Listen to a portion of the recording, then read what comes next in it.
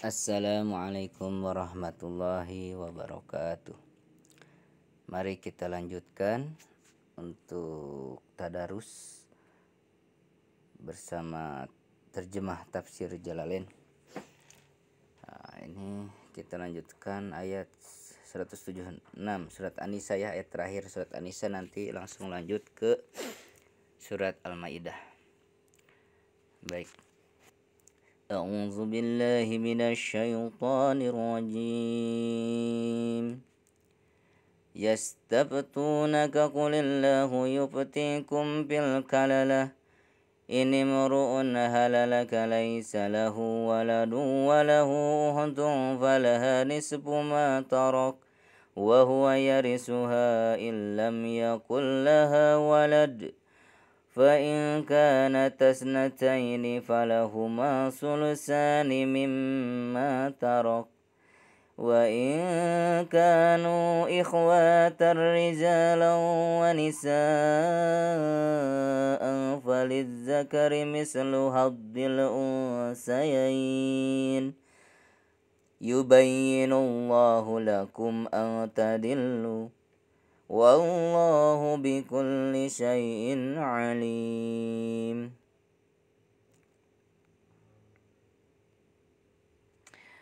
Mereka meminta fatwa kepadamu mengenai kalalah, yaitu jika seseorang meninggal dunia tanpa meninggalkan bapa dan anak. Katakanlah, Allah memberi fatwa kepadamu tentang kalalah. Jika seseorang, umru'un menjadi marfu dengan fi'il yang menafsirkannya. Celaka maksudnya meninggalkan dunia dan tidak mempunyai anak, dan tidak pula bapa, yakni yang dimaksud dengan kalalah tadi, tetapi mempunyai seorang saudara perempuan, baik sekandung maupun sebapa. Maka bagi saudaranya yang perempuan itu seperdua dari harta yang ditinggalkannya. Dan dia, maksudnya saudaranya yang laki-laki, mewarisi saudara yang perempuan pada seluruh harta peninggalannya. Yakni jika ia tidak mempunyai anak, sekiranya ia mempunyai seorang anak laki-laki, maka tidak satu pun diperolehnya. Tetapi jika anaknya itu perempuan, maka saudaranya itu masih memperoleh kelebihan dari bagian anaknya. Dan sekiranya saudara laki-laki atau saudara perempuan itu seibu, maka bagiannya ialah 1/6, sebagaimana telah diterangkan di awal surah. Jika mereka itu maksudnya saudara perempuan 2 orang atau lebih, karena ayat ini turun mengenai Jabir, ia meninggal dunia dengan meninggalkan beberapa orang saudara perempuan, maka bagi keduanya 2/3 dari harta peninggalan saudara laki-laki mereka. Dan jika mereka, yakni ahli waris itu terdiri dari saudara laki-laki dan perempuan, maka bagian seorang laki-laki di antara mereka sebanyak bagian 2 orang perempuan. Allah menerangkan kepadamu syariat-syariat agamanya agar kamu tidak sesat, dan Allah Maha mengetahui segala sesuatu. Di antara tentang pembagian harta warisan, diriwayatkan oleh Bukhari dan Muslim dari Bara bahwa ia merupakan ayat yang terakhir diturunkan, maksudnya mengenai faraid. Itu ya, ini tentang ayat terakhir tentang pembagian waris. Gitu ya. Allah mengatur tentang waris ini supaya kita tidak tersesat dalam menentukannya. Jadi jangan seenaknya menentukan waris, itu tidak bisa menurut pribadi, tapi harus sesuai dengan tuntunan Al-Quran yang telah Allah firmankan. Baik, lanjut ke surat Al-Maidah. Bismillahirrahmanirrahim. Ya ayyuhalladzina amanu awfu bil uqud. Uhillat lakum bahimatul an'ami illa ma yutla alaikum ghayra muhillin saydi wa antum khurum. Innallaha yahkumu ma yurid. Hai orang-orang yang beriman, penuhilah olehmu perjanjian itu, baik perjanjian yang terpatri di antara kamu dengan Allah maupun dengan sesama manusia. Dihalalkan bagi kamu binatang ternak, artinya halal memakannya, yaitu memakan unta, sapi, kambing setelah hewan itu disembelih, kecuali apa yang dibacakan padamu tentang pengharamannya dalam ayat hurrimat alaikumul maitatu. Istisna atau pengecualian di situ munqati atau terputus, tetapi dapat pula muttasil tersambung. Misalnya yang diharamkan karena mati dan sebagainya. Tanpa menghalalkan berburu ketika kamu mengerjakan haji atau berihram. Goiro dijadikan mansub karena menjadi hal bagi domir yang terdapat pada lakum. Sesungguhnya Allah menetapkan hukum menurut yang dikehendakinya, baik menghalalkan ataupun mengharamkannya tanpa seorang pun yang dapat menghalanginya. Ya ayyuhalladzina amanu la tuhillu sya'airallahi wala syahral harama walal hadiya walal qalaida wala aminal bait wala aminal baital harama yabtaghuna fadlan min rabbihim wa ridwana wa idha halaltum fastadu ولا يجرمنكم سنعان قوم أن صدوكم عن المسجد الحرام أن تعتدوا وتعاونوا على البر والتقوى ولا تعاونوا على الإثم والعدوان واتقوا الله إن الله شديد العقاب. Hei orang-orang yang beriman, janganlah kamu melanggar syiar-syiar Allah. Jamaknya sya'airatun. Artinya upacara-upacara agamanya. Melanggar yaitu dengan berburu di waktu ihram, dan jangan pula melanggar bulan haram dengan melakukan peperangan padanya, dan jangan mengganggu binatang-binatang hadiah, yakni hadiah itu hewan yang dihadiahkan buat tanah suci, serta binatang-binatang berkalung. Jamak dari kiladatun, artinya binatang yang diberi kalung dengan kayu-kayuan yang terdapat di tanah suci sebagai tanda agar ia aman. Maka janganlah ada yang mengganggu baik hewan-hewan itu sendiri maupun para pemiliknya.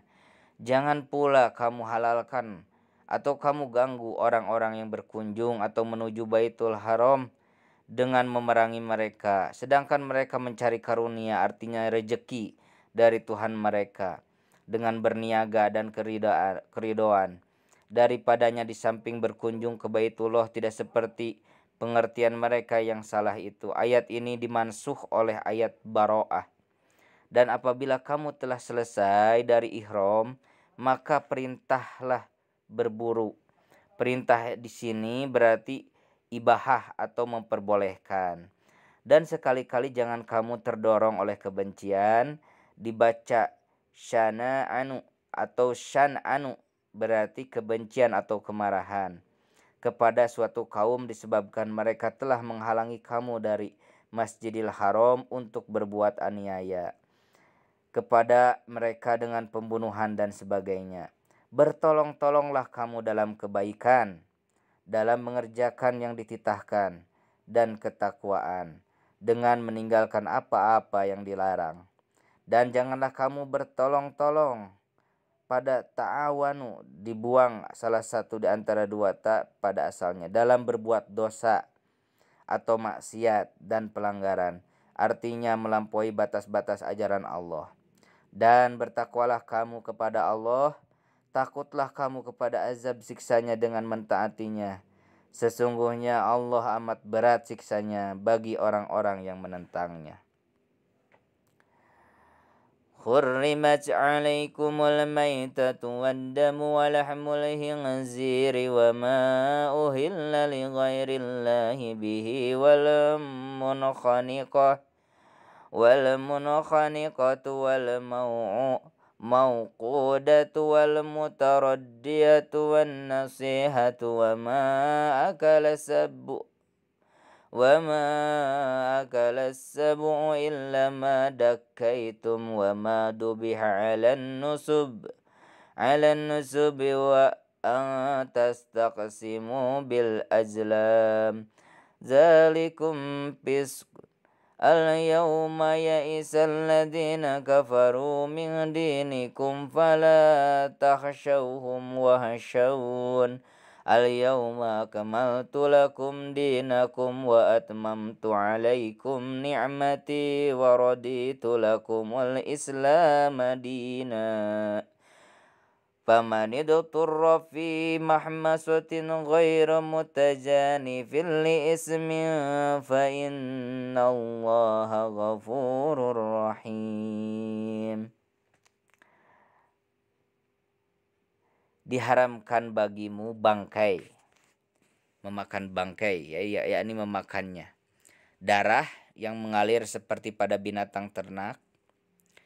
Kemudian daging babi, hewan yang disembelih karena selain Allah, misalnya disembelih atas nama lainnya, gitu, untuk sembahan, berhala atau apa. Yang tercekik, yang mati karena tercekik, yang dipukul, yang dibunuh dengan jalan memukulnya, yang jatuh dari atas ke bawah lalu mati, yang ditanduk, yang mati karena tandukan lainnya, yang diterkam oleh binatang buas kecuali yang sempat kamu sembelih, maksudnya yang kamu dapati masih bernyawa dari macam-macam yang disebutkan itu, lalu kamu sembelih.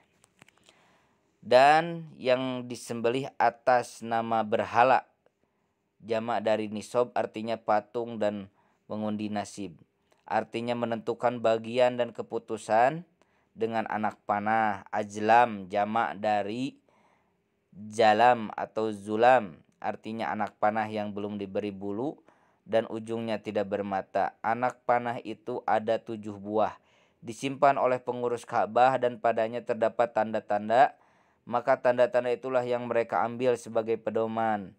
Jika disuruh mereka lakukan dan jika dilarang mereka hentikan. Demikian itu adalah kefasikan, artinya menyimpang dari ketaatan. Ayat ini turun pada hari Arafah masa haji wada, yaitu haji terakhir yang dilakukan oleh Nabi Muhammad SAW.